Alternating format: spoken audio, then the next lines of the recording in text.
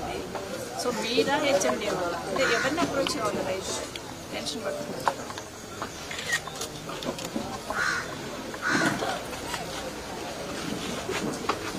So మన జిల్లా collector role ఏం లేదు,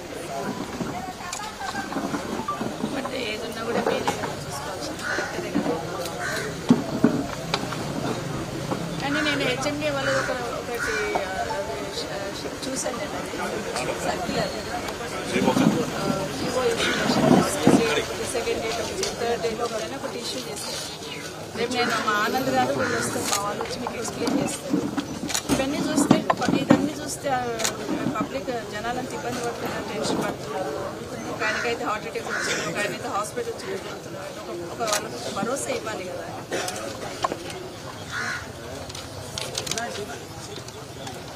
నేను వీళ్ళు రేపు పొద్దున వస్తారు వీళ్ళందరూ. ఒక్కసారి వీళ్ళకి ధైర్యం ఇస్తే వీళ్ళు కింద ఇస్తారు ఒక క్లారిఫికేషన్. రైతులు ఎక్కడ పోవాలో తెలుస్తలేదు, ఎవరిని కలవాలో తెలుస్తలేదు, టెన్షన్ పడిపోతున్నారు. ఒక భరోసా వాళ్ళకి కల్పించకపోతే చాలా మంది సూసైడ్ చేసుకునే పరిస్థితిలో ఉన్నారు. 6 ఎకర్లు, 2 ఎకర్స్, 1 ఎకర్. సో ఈ జీవో ఇచ్చున్నారు, ఈ జీవోని బేస్ చేసుకొని పట్టుకొని తిరుగుతున్నారు. పాపం అంతా వచ్చి కలుస్తారు.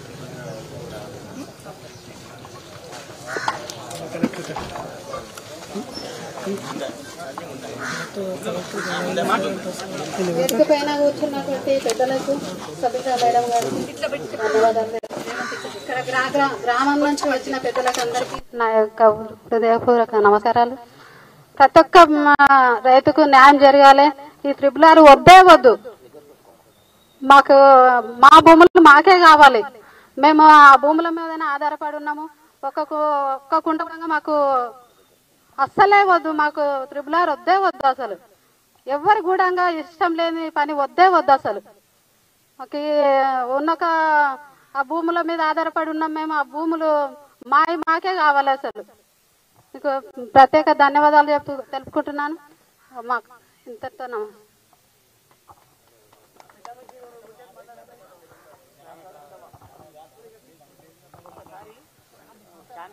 అట్లా 12 ఎకరాలు పోతున్నది. 12 ఎకరాలు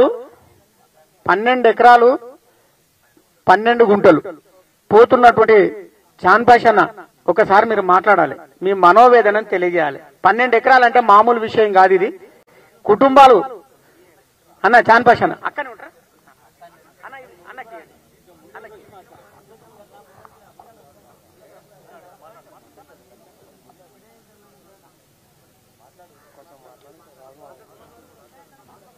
హలో,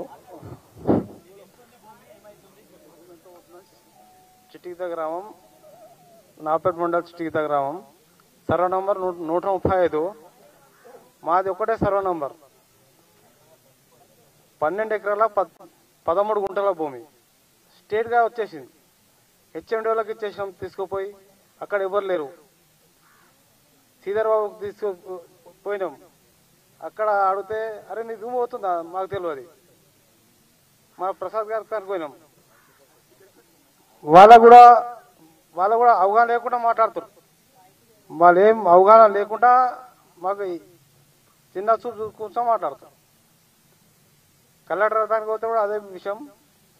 మీరు పెద్ద మనుషులుగా చేయాలి, కొంచెం మాట్లాడానికి రా.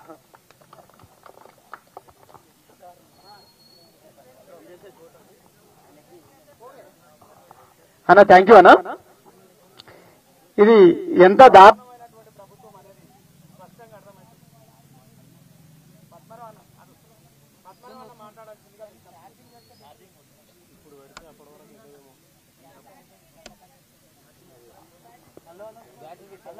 హలో,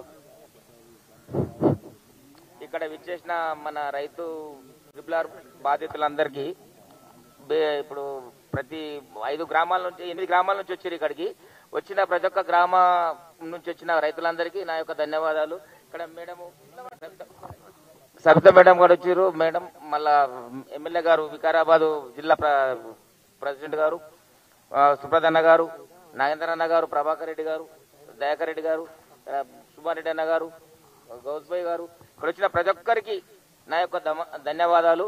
ఎందుకంటే ఈ త్రిపుల్ ఆర్లా పోతున్నది ఎవరిది చిన్న సన్నకారు రైతులదే పోతుంది.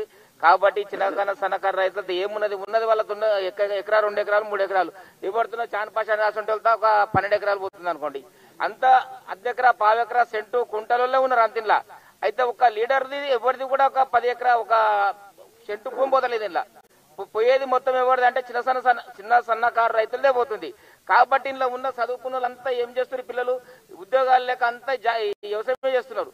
ఇప్పుడు 99% ఇక్కడ ఉన్న వాళ్ళు ఇంతమంది రైతులు ఉన్నారు, ఇదంతా ఇలబడ్డ యువకులు. ఈ ఇలబడ్డ రైతులు ఇక్కడ ఉన్న రైతులలో కూడా మాకు ఉద్యోగం చేస్తున్న వాళ్ళు ఎవరన్నా ఉంటే చేతులే పండన అంతా వ్యవసాయాలు చేస్తున్న వాళ్ళే కదా. మనం అంతా చదువుకున్నలే మేడం, చదువుకున్నలే ఉన్నారు వీళ్ళంతా, చదువుకున్నలే ఉన్నారు, చదువుకున్నలే అడుగుతున్నా. అదే చదువుకొని ఉద్యోగాలు లేని ఉన్నారు కదా ఇక్కడ అంతా. ఉద్యోగాలు చేస్తున్న ఎవరు అన్నారా ఇక్కడ? ఎవరు లేరు, అందరు. కాబట్టి ఇంతమంది వ్యవసాయం చేస్తున్నారు కాబట్టి అందరికీ వ్యవసాయం మీద చాలా కాయస్ ఉన్నది. అందరు ఒక్క సంవత్సరంలో 3 ఫసల పంట పండిస్తున్నారు. 3 పంటలు పండిస్తున్నా ఒక్కొక్క పంటకు ఒక్కొక్క ఫసల పంటకు మంచిగా పంట పండితే ఒక ఇంచుమించు ఒక 4 లక్షలు 5 లక్షల దాకా వస్తుంది. 3 ఫసలు పంట పండితే 15 లక్షలు. వాళ్ళు ఒక్కసారి మనకు 9 లక్షలు ఇస్తే ఒకే ఎకరాకు మనకి ఏం మిగులుతుందన్నా? ఇంట్లో ఏం మిగులుతలేదు. అందుకనే మన భూమి మనకే ముద్దు, 666 మనకొద్దు. మన భూమి మనకే ముద్దు, మన భూమి మనకే ముద్దు.